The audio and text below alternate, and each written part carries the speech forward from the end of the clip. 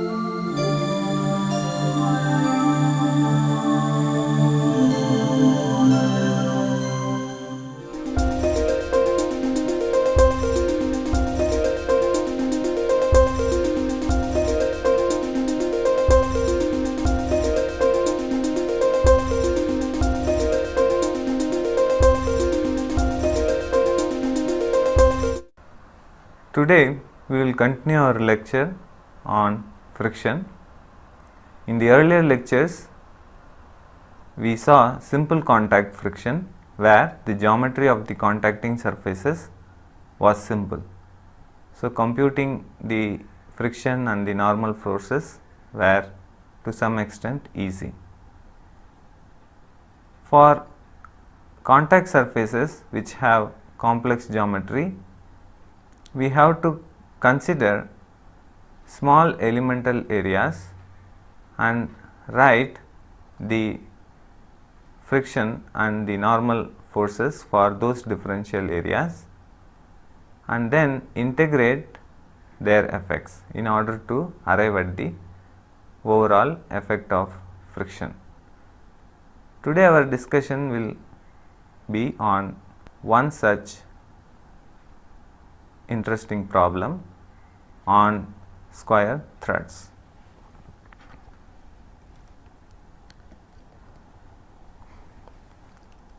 Square threads are used for screws used in the jacks and in presses and for clamps.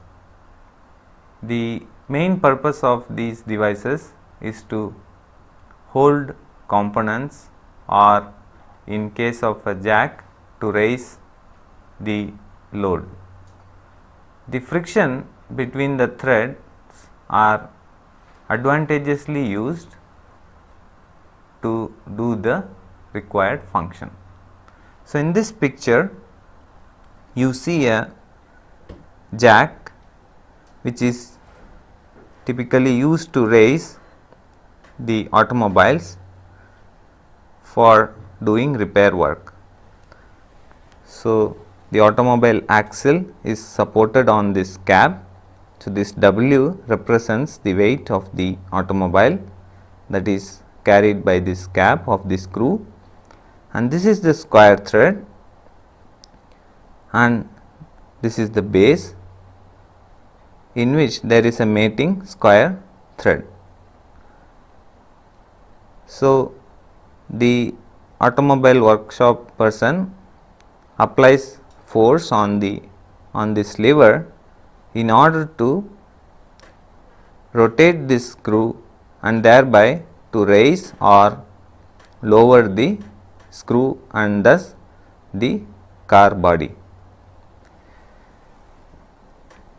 The friction between the thread and the mating face on the base has to be overcome when raising this load, and if we want the raised load to be kept in the place, then the friction here should be sufficiently large to prevent this screw from unwinding if this force is removed from the lever. So, the design of this screw jack is essentially based on the condition that the force required to raise should be minimal as well as the friction should be sufficient enough to prevent this screw from unwinding. So, let us see this geometry of the screw.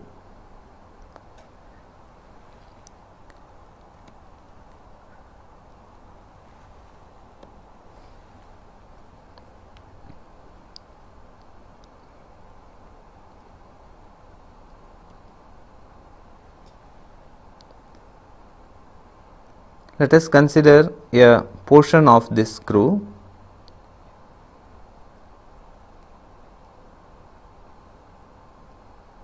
So, these are the threads.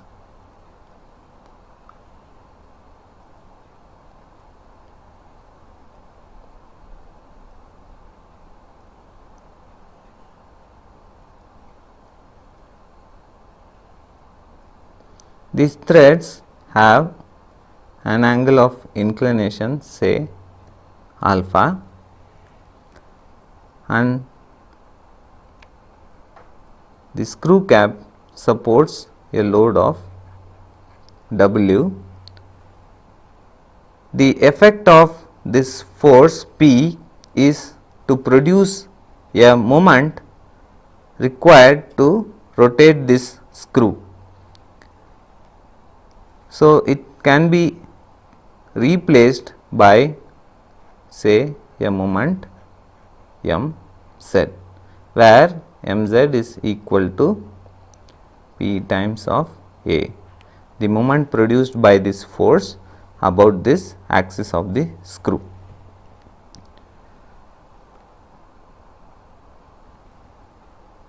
Let us consider the mean radius of the threads as r. So, here r is the mean radius of the screw.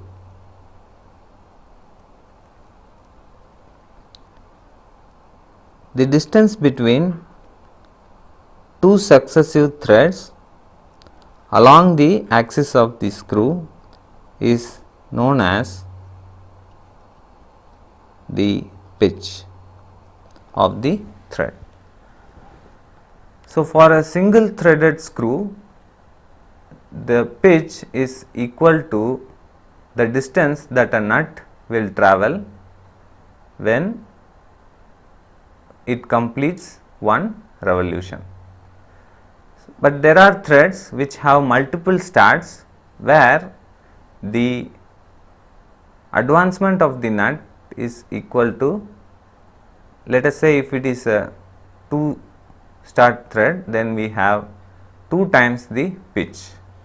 So, if we designate P as the pitch and L the lead, that means the amount the nut moves on the thread, this L is equal to N P, where N is the number of threads.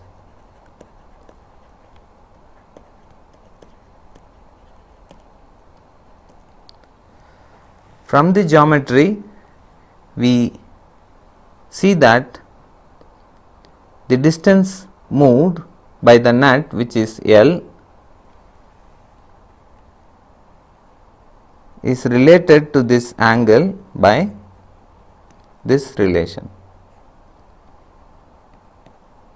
because when we move by a distance of 2 pi r, the load is raised or lowered by a distance L, and so this angle is tan inverse of L by 2 pi r, or it is equal to N P divided by 2 pi r. So, now that we understand the geometry, let us see where these frictional forces come into play. On these thread faces,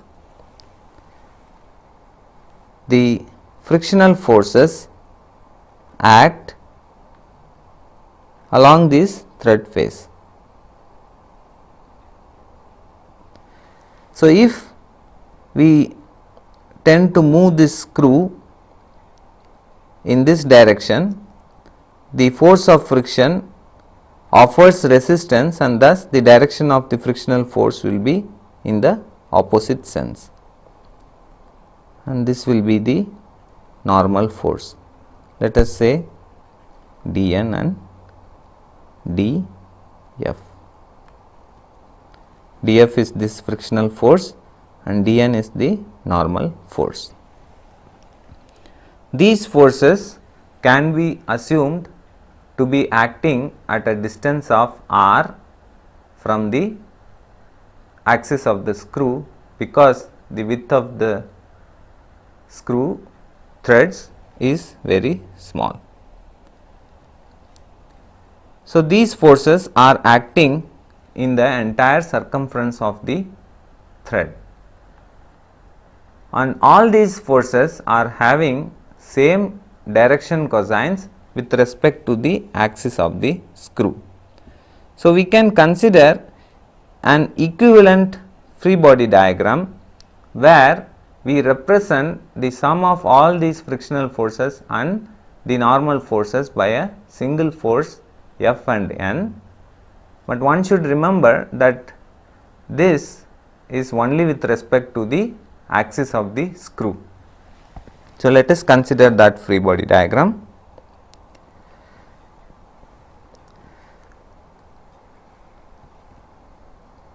Let this be the screw.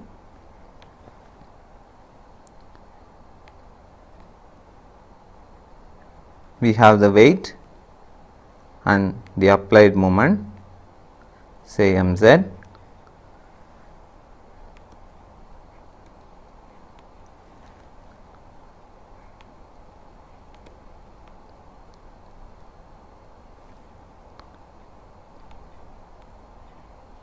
This is the sum total frictional force acting on the thread face,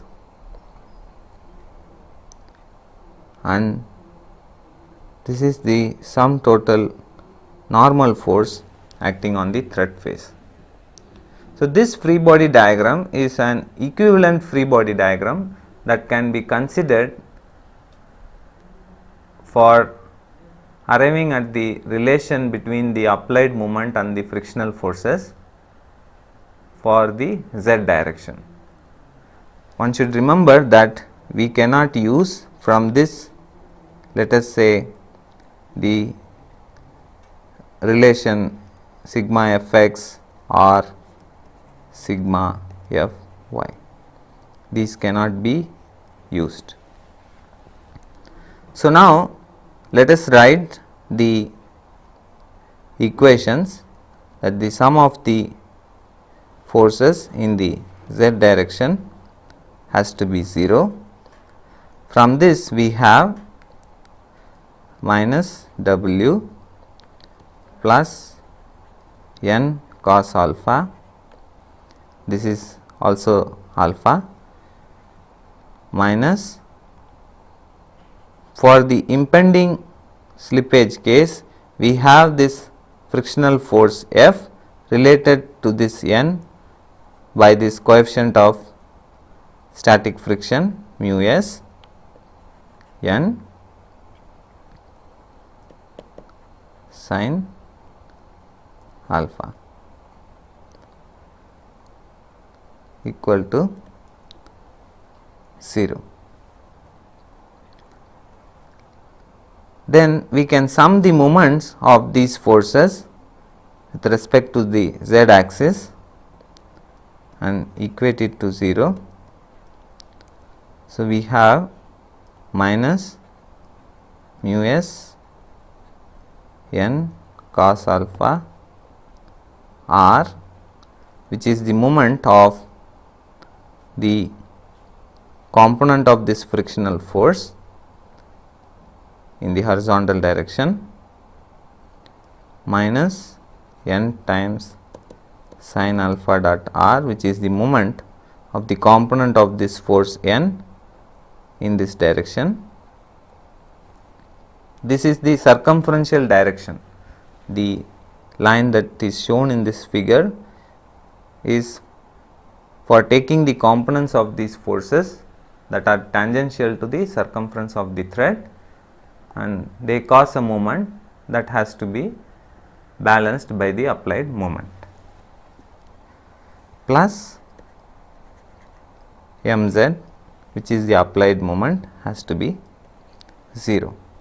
So, if we solve these two equations and eliminate this n, which is the unknown, we have mz equal to w r mu s cos alpha plus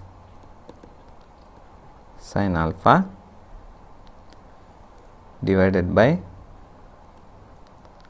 cos alpha minus mu s sin alpha. So, this is the moment that has to be applied in order to raise the load.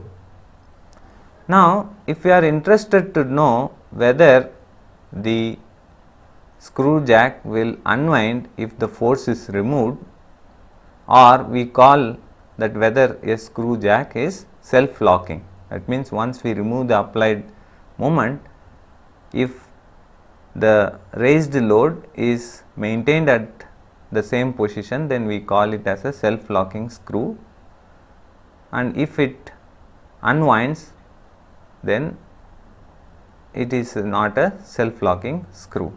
So, if we want to know the condition or the minimum frictional force that is required, then in this equation we put, for this self locking condition,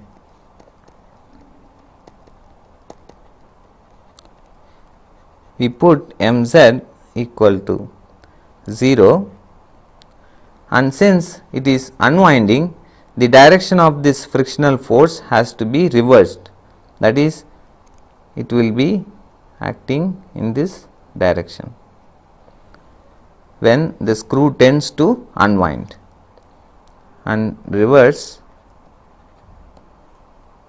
the sign of f and solve. So, if we do that, we will find that the minimum frictional force or the minimum coefficient of friction that is required is equal to tan alpha. We already know that mu s can be represented by an equivalent frictional angle. So, now we have a relation between the angle of friction and the lead angle of the screw. So, if this mu s is less than tan alpha, then it is not a self locking screw. If mu s is greater than tan alpha, then it is a self locking. Let us see one example problem for solving the required friction in a square threaded screw.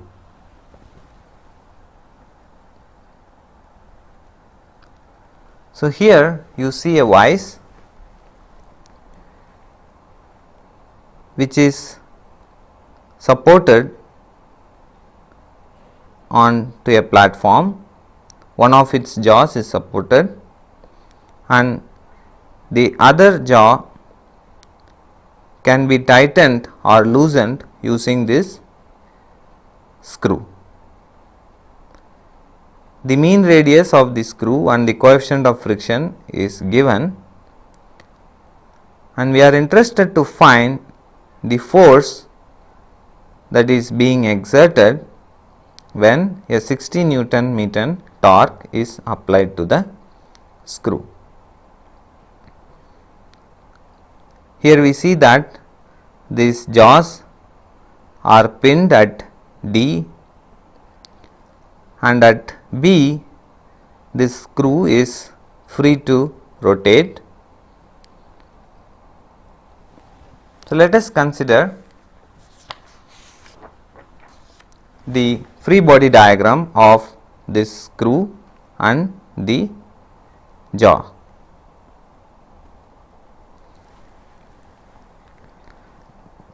So, let us draw the equivalent free body diagram for the screw, where the equivalence is valid for the axis of the screw.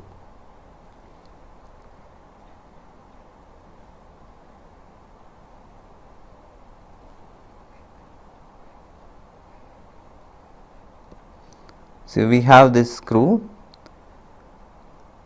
and on this face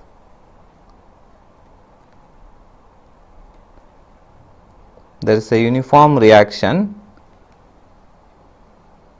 because of this jaw CB.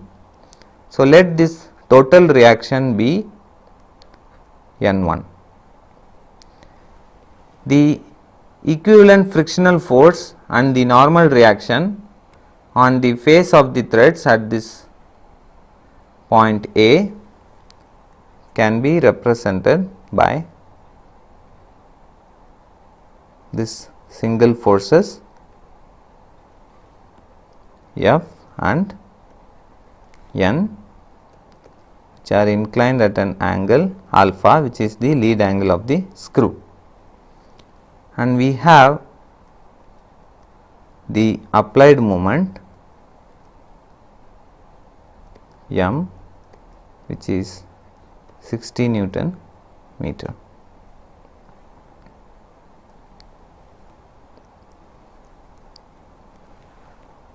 Now, if we consider the free body diagram of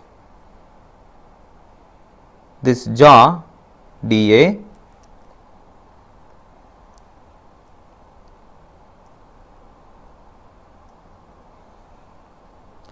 at D it is supported by a pin.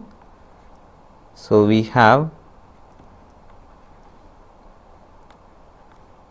dy and dx, the two components of the reaction, and at A we have the equal and opposite forces. So, we have this normal reaction and the frictional force F,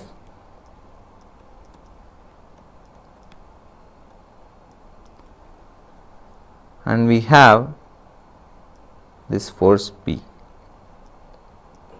The dimensions are known. So, from these free body diagrams we can now write the required equations to solve.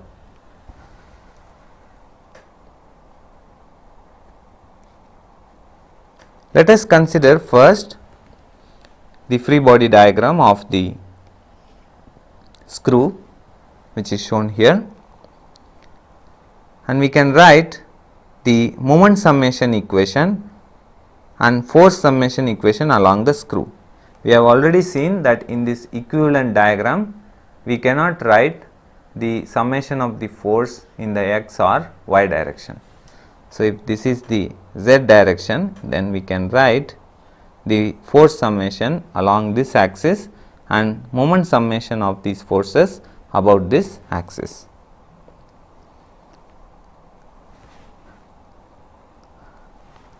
So, let us write the equation. Before computing, let us find the lead angle, which in this case is tan inverse of 3 by 2 pi r, which is 12 mm. So, the lead is equal to pitch and it is equal to 3 mm and the mean radius is 12 mm, and from this we find the angle to be 2.279.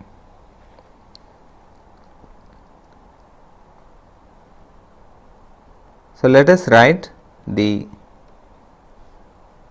force summation about this z axis, so which is n cos alpha minus mu n sin alpha. For the impending case, this frictional force is equal to mu times n minus n1, the total reaction on this face, and we equate it to 0. Let us sum the moments. We have this applied moment which is minus 60 Newton meters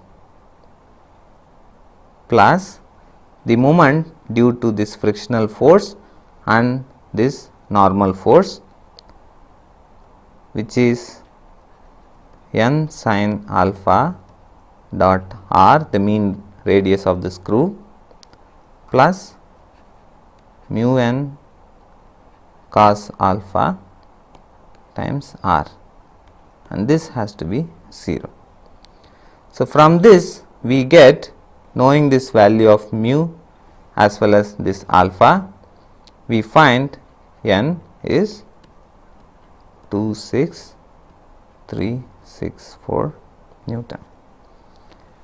Here we are not using this equation, but if we are interested to know the reaction, then we can use this equation to find n1. So, now let us move to the next free body diagram, that is the vice arm, and this shows the free body diagram.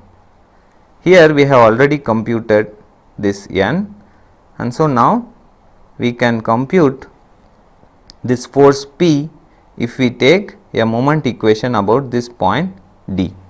So, let us write that equation.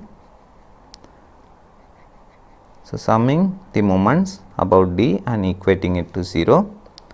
So, we have the load P times the moment arm, which is 600 mm, so 0.6 meters, minus this force N cos alpha, which is the vertical component, and the vertical component of this force is plus mu sin alpha, and both of this have the moment arm of 0.45 meters. So, we can say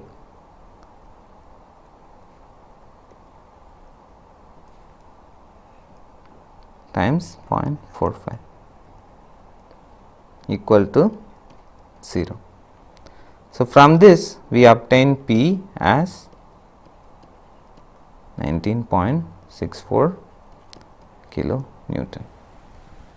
So, this example illustrated the method used to solve for the square threads. We can determine the required unknowns by considering the equivalent free body diagram. We will see another method of analysis where the analysis of this thread is made as a problem of solving the inclined plane. So, let us see that. This is the screw jack that we have considered earlier. This problem is now converted to a problem similar to that of a block on an inclined plane. If we unwind the thread and put it on the plane of the screen, then the problem can be considered as raising a load along this incline. So, this picture shows the unwrapped thread. We know that when we move along the thread by this distance 2 pi r, the thread raises by the lead distance. So, if we complete one full rotation, this load is raised by a distance of L. So, it is equivalent to saying that we raise this load W on this inclined plane. The force applied on this lever arm, which is the moment that is required to rotate this screw, is represented by an equivalent force Q, which is used to raise this W on this inclined plane.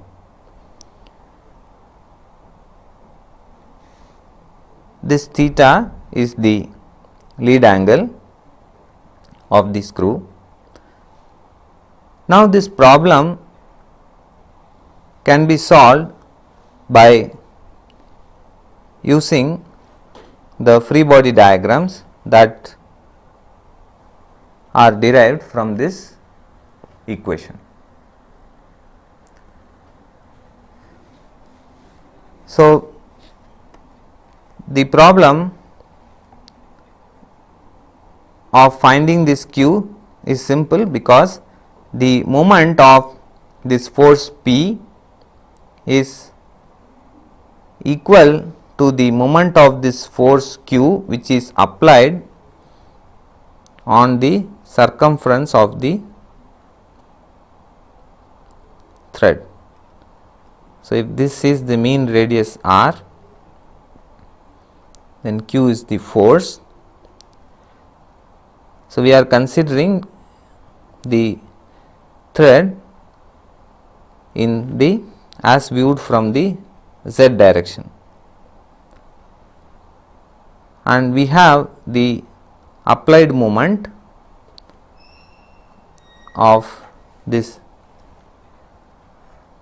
force, which is P times of A. So, the force Q should be large enough to resist the moment due to this lever, so which is P A. So, from this we can find what is Q. So, once we know the Q, we know the required quantities, and we can solve the problem using the plane analogy. The problem of analyzing the self-locking behavior can be considered for the inclined plane analogy also. So, if we have the impending motion upward, it is equivalent to raising the load by applying the required moment on the screw jack. So, this is the equivalent free body diagram of the inclined plane. The reaction force, which is the sum total of the normal reaction and the frictional force on this face, makes an angle of phi s with respect to this normal, and if theta is the lead angle, then the normal of this inclined face makes an angle of theta with this vertical. If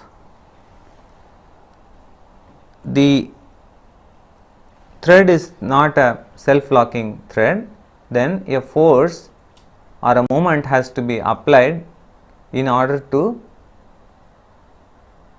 lower the block.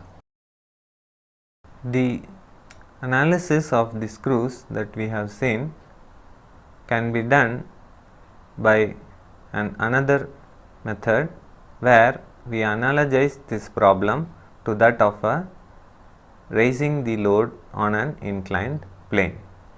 So, let us consider this screw jack again, where we apply this force P to cause a moment to raise this load W. We draw an equivalent inclined plane by unwrapping the thread on the plane of paper. So, we know that if we rotate this screw by one revolution, then this load W is raised by a distance equal to the lead of this thread. So, if we move on this inclined plane by a distance 2 pi r, which is equal to 1 revolution of the thread, then the load is raised by a distance of the lead of this screw.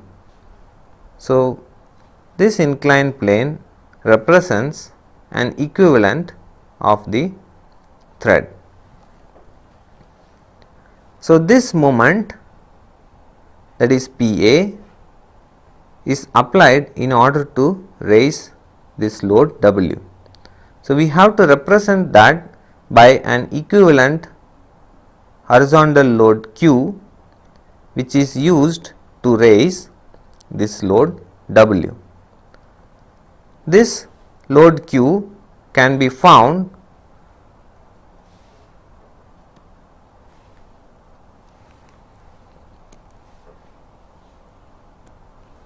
by considering the top view of this screw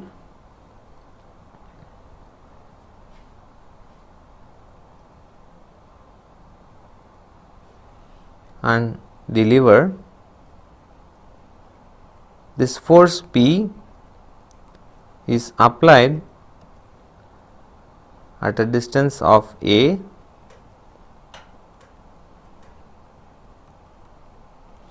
and if this circle represents the circle corresponding to the mean radius of the screw, then this force Q is being applied at a distance of r.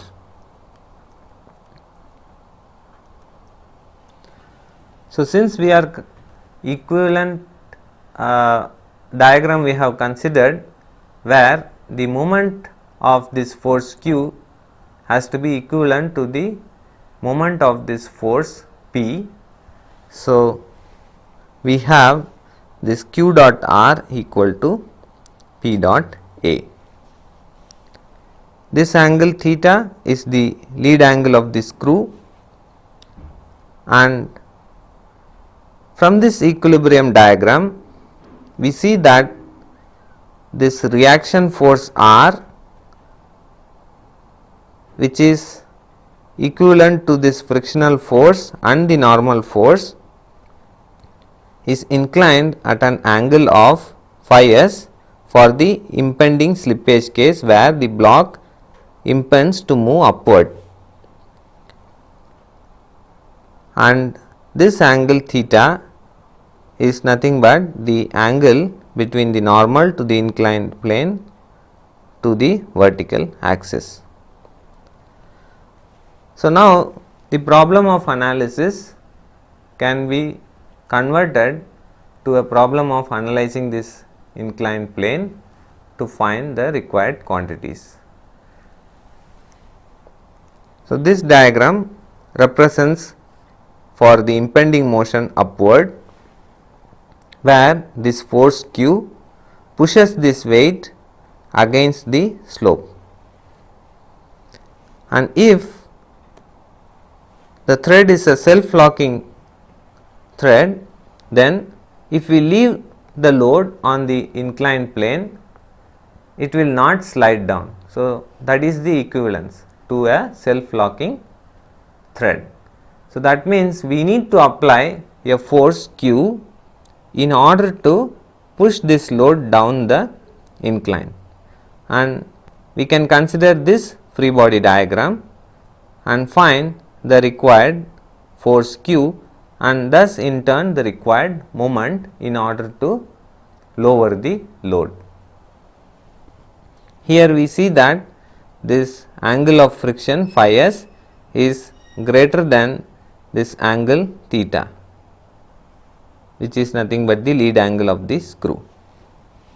If the thread is not a self locking thread, then we need a moment that has to be applied to the screw so as to keep the load in the position. If that moment is removed, then the screw will unwind and the load will be lowered. So, we have to find the corresponding load Q for this inclined plane analogy that will resist the load from moving down the incline. So, here we see that this angle phi s is less than the lead angle. So, once we know this Q, we can find the required moment to keep the load in the position. So, let us use this analogy of the inclined plane to solve some problems on square threaded screws. Here you see an example of a clamp that is used to hold blocks when some work is being done on those blocks. So, the diameter of the screw is given as 10 mm, the pitch is given as 2 mm and the coefficient of friction is given as 0.3. If a torque of 40 newtons is applied in tightening the clamp, we are interested to determine the force that is being exerted on these blocks, and in the second case we are interested the torque that is required to loosen this clamp. So, before we proceed, let us find the lead angle and the angle of friction so as to construct the analogical inclined plane for this screw thread.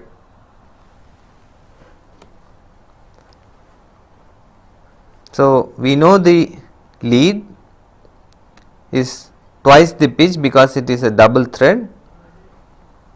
So, the angle theta, which is the lead angle, is equal to L by 2 pi r, which is equal to 2 times the pitch, which is 2 mm in this case, and r is 5 mm. So, we have tan theta as 0.1273 and the coefficient of static friction is given as 0.3, from which we can find this phi s. We find theta as 7.3 degrees and phi s as 16.7 degrees. Now, let us construct an analogical inclined plane. So, this plane has a lead of 4 mm and this is the lead angle which we have found as 7.3 and this is the angle of friction phi s which we have found as 16.7 degrees. So, when we apply the moment, it is represented by an equivalent force Q on this inclined plane, which is used to raise this weight. In this case, this W is the force that is being applied on the blocks. So, knowing the moment, that means we know what is Q, we are interested in finding the force on the block or the clamping force on the blocks.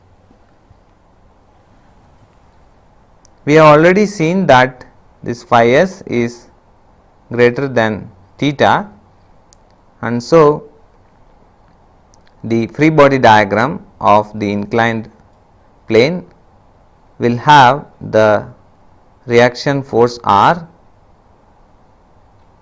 inclined to the normal phase by this angle 16.7 degrees. So, we have QR as 40 Newton meter, which is the applied torque. Knowing the radius of the thread, we find the equivalent load Q on the inclined plane as 8 kilonewtons. Now, from this diagram, we relate this W and Q. We know that tan of this angle, that is tan of theta plus phi s, is equal to Q, the horizontal load, divided by the vertical load W from this force triangle. So, we have this W, we have the horizontal force Q, and the resultant of the normal reaction and the frictional force, that is R, and this angle is equal to theta plus phi s from the diagram. Now, we know Q, we know theta, we know phi s, so we can determine the load that can be raised, or in this case the clamping force, which is equal to 17.97 kilonewtons in this case. Next, we are interested to find the moment that is required to loosen the clamp. So, this is equivalent to lowering the load in the inclined plane. So, this diagram shows the load being lowered on the inclined plane. This angle theta is the lead angle of the screw, and in this case the resultant of the frictional force and the normal force is this R, which is acting on the left side of the normal of this inclined plane. This angle again for the impending case is the angle of friction, which is equal to 16.7 degrees, and this angle is the lead angle, which is 7.3 degrees. So, again we construct this force triangle.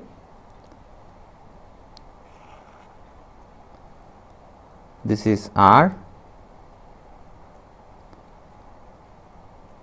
this is W, the clamping force, and this is the force required to lower the load. And this angle from the diagram is phi s minus theta.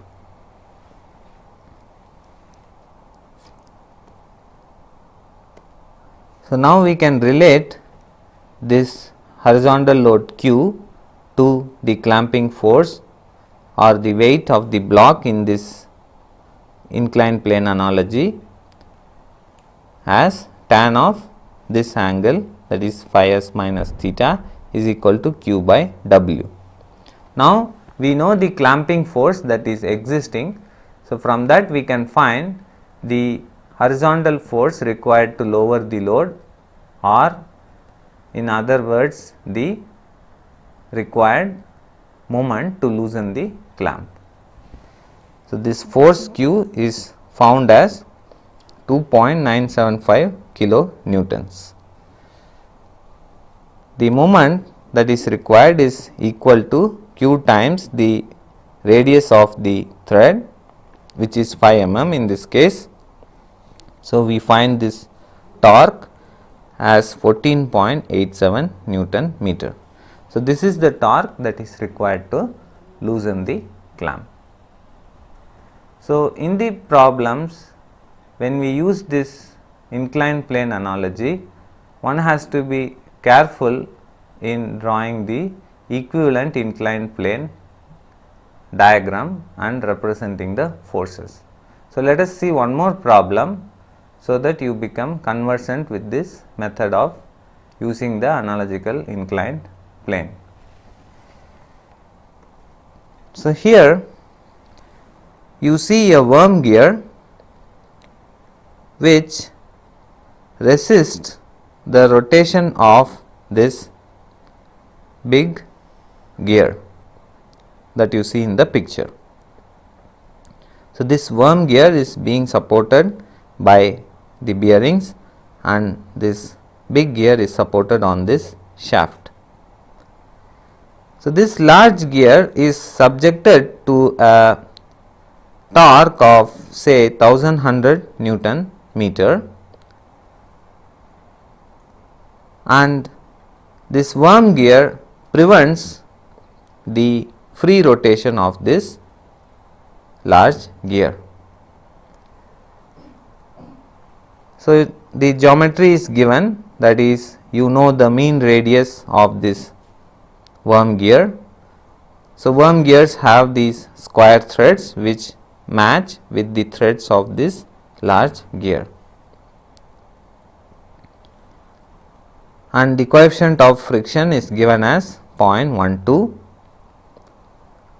So, we are interested to determine the torque or moment that has to be applied to this worm gear shaft, so that the large gear can rotate in the clockwise direction, that means in the same direction of this 1100 Newton meter.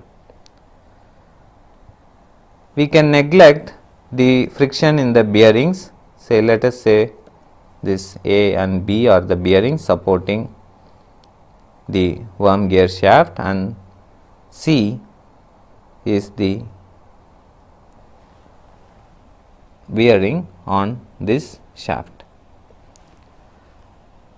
So, we see that even though this 1100 Newton meter torque acts on this large gear, because of the friction existing in the worm gear and the large gear contact, the large gear is not rotating, and so in order to make it rotate in the clockwise direction, we need to provide additional moment to the worm gear shaft.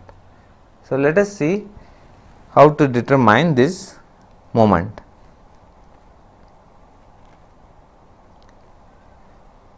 So, in order to construct an equivalent inclined plane for this problem, let us see this diagram carefully. This torque, that is 1100 Newton meter torque, that is being applied to this large gear, applies a vertically upward load on this shaft because of this gearing. So,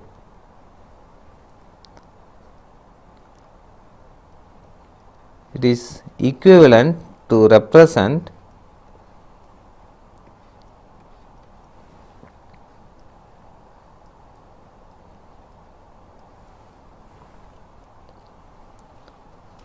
let us say this is the applied moment M to the worm gear shaft.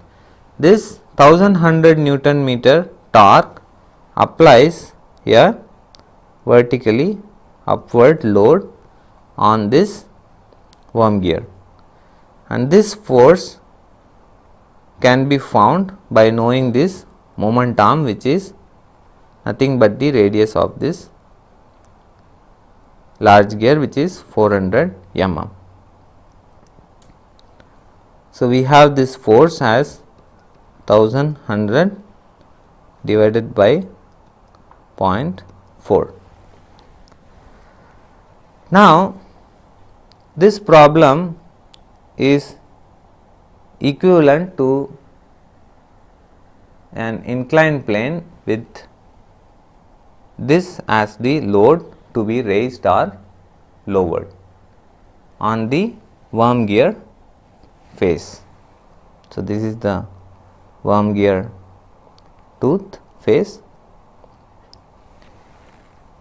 So, now let us draw the equivalent inclined plane. So, this is the lead angle which can be found from the lead of this worm gear.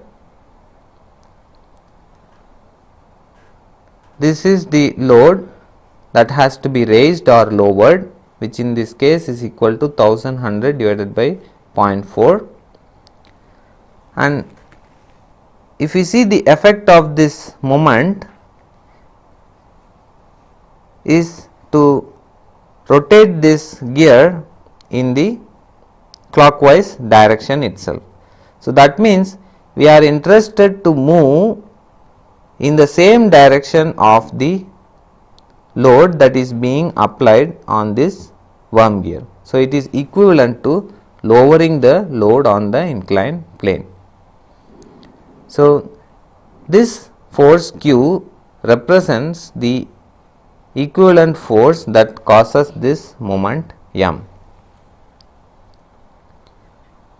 And from the coefficient of friction, we know this angle of friction for the impending motion, which is 6.84 degrees, which can be found from these equations, that is tan theta equal to lead divided by 2 pi r, and tan of the angle of static friction is equal to coefficient of static friction. Now, once we have created this equivalent diagram, we can write the force equation.